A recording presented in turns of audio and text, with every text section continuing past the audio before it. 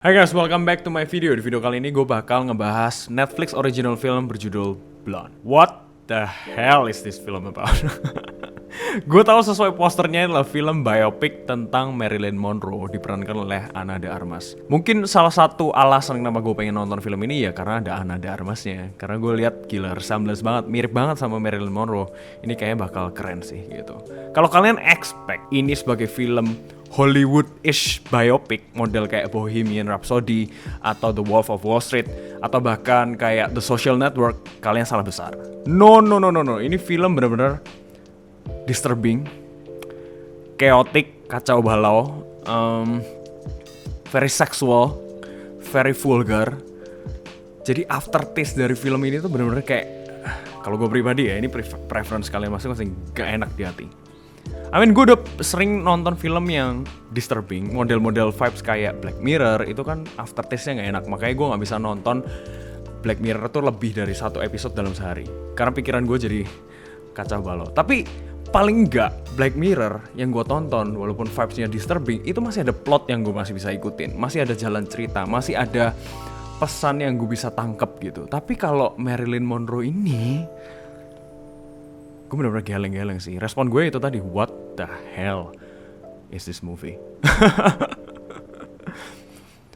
Catatan, kalau kalian gak pernah dengar apapun tentang Marilyn Monroe, kalian gak pernah baca tentang kisah hidupnya, kalian gak pernah nonton dokumenter tentang Marilyn Monroe, gue jamin 100% lu bakal bingung banget nonton film ini.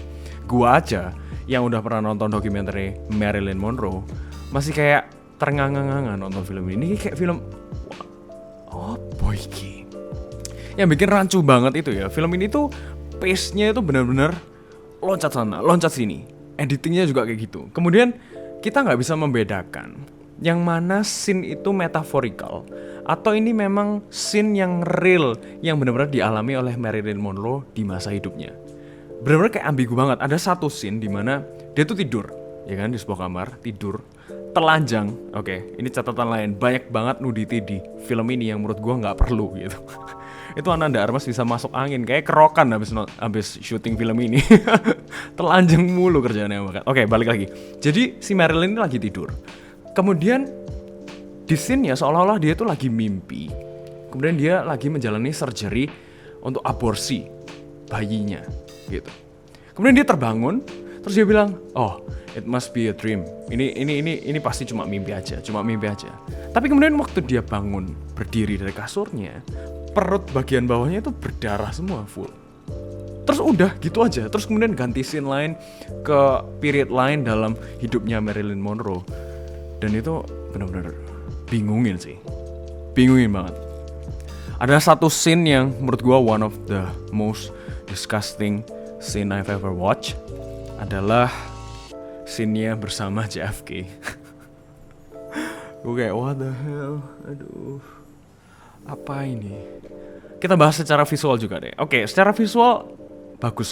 Apalagi kalau kalian anak seni ya, mungkin kalian bisa kagum sama visualnya. Tapi visualnya pun dibikin sedemikian chaotic, yang akhirnya gue mungkin tahu alasannya kenapa. Jadi visualnya itu kadang black and white, kadang berwarna. Screen ratio-nya juga ganti-ganti, kadang 16:9, kadang 4:3. Jadi benar-benar kayak chaotic. Mungkin ini yang gue tangkap, mungkin mau menggambarkan betapa chaoticnya hidupnya si Marilyn Monroe ini.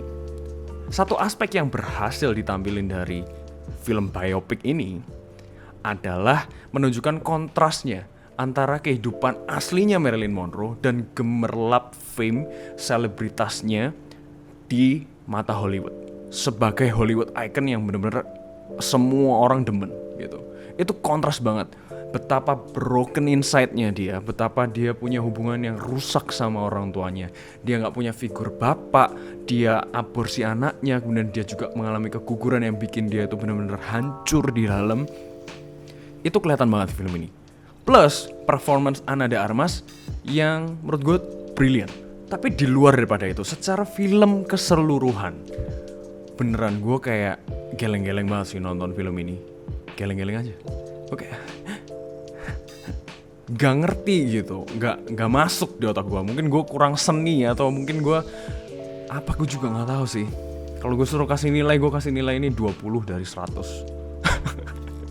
Bukan karena production value-nya, enggak. Production value-nya bagus banget, make up-nya bagus, tatanan lighting-nya bagus. That's good. Ini bukan film yang jelek sampah gitu.